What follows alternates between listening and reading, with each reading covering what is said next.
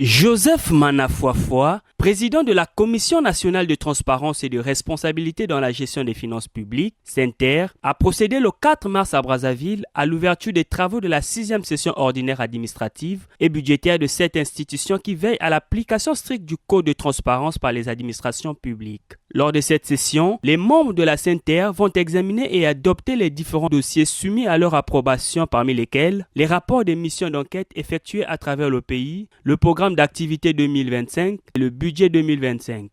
Examen des rapports de mission d'enquête sur la gestion des subventions et autres dotations de l'État, ainsi que leurs ressources par les administrations décentralisées. Examen des documents du plan stratégique 2025-2029 et adoption de la délibération y relative.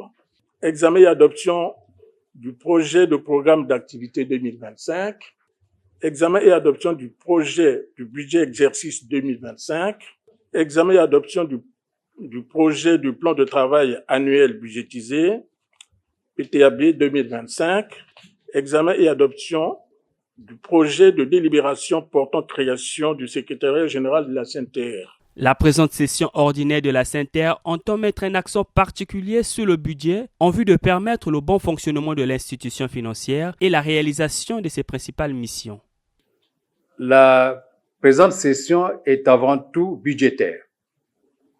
Elle devra permettre aux membres de la CNTR de fixer les recettes attendues, de définir les dépenses liées au bon fonctionnement et à la réalisation des principales missions de l'institution. À l'occasion de l'examen de notre projet de budget 2025, je voudrais que nous ayons en conscience la réaffirmation de l'attachement de Monsieur le Président de la République, chef de l'État, Son Excellence Denis Sassou Nguesso, à l'atteinte des objectifs du gouvernement en faveur des initiatives des jeunes annoncées en 2024. Pour le chef de l'État, il est utile d'amplifier les actions vis-à-vis de la jeunesse afin que celles-ci soient réalisées durant la période d'exécution du Plan national de développement 2022-2026 et s'étendent au-delà de cette échéance. Cette directive est à prendre en compte dans nos programmes d'action de l'année 2025 en associant le Conseil consultatif des jeunes. En octobre dernier, la CNTR a procédé à la validation de son plan stratégique pluriannuel 2025-2029 assorti d'un plan d'action. La mise en œuvre de ces outils stratégiques s'avère indispensable pour l'assainissement des ressources financières du pays. Au mois d'octobre dernier, nous avons procédé à un atelier de validation de ce plan stratégique sous les auspices de son Excellence, Monsieur le Premier ministre, chef du gouvernement, Anatole Koniné Makosso.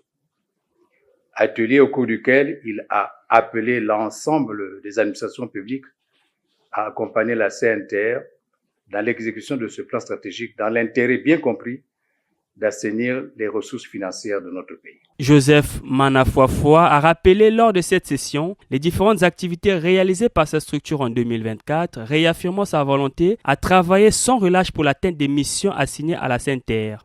Université catholique du Congo-Brazzaville. La réalisation de ce projet ayant pris un retard considérable, à peu près 8 ans, jusqu'à risquer de compromettre la première rentrée académique 2024.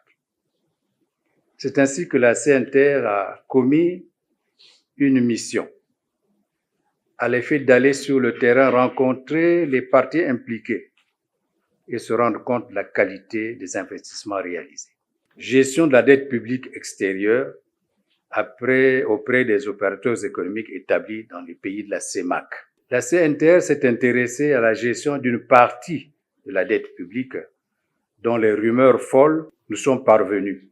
La mission d'information initiée à cet effet depuis le mois d'octobre 2024 avance avec beaucoup de difficultés en raison de la fébrilité et du manque de collaboration des fonctionnaires approchés et aussi de certaines pesanteurs.